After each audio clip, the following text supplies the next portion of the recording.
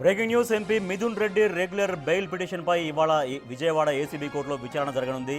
AP liquor scam కేసులో A4గా arrest అయి రాజమండ్రి జైల్లో ఉంటున్న మిథున్ రెడ్డికి లేటెస్ట్గా మధ్యంతర బెయిల్ మంజూరు చేసింది ఏసీబీ కోర్టు.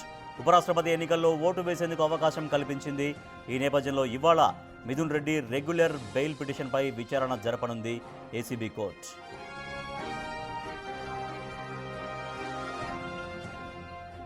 ఇక MP Mithun Reddy regular bail petition పైన ఇవాళ విజయవాడ ఏసీబీ కోర్టులో విచారణ జరగబోతోంది. ఏపీ లిక్కర్ స్కామ్ కేసులో A4గా అరెస్ట్ అయి ఉన్నారు రాజమండ్రి జైల్లో మిథున్ రెడ్డి.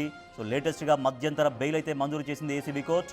ఉపరాష్ట్రపతి ఎన్నికలు రేపు జరగబోతున్నటువంటి నేపథ్యంలో ఉపరాష్ట్రపతి ఎన్నికల్లో ఆయన ఎంపీగా ఉన్నారు కాబట్టి ఓటు వేసేందుకు అవకాశం కల్పించండి అంటూ గతంలో ఆయన అప్పీల్ చేశారు. ఈ మేరకు ఉపరాష్ట్రపతి ఎన్నికల్లో ఓటు వేసేందుకు అవకాశం కల్పించారు.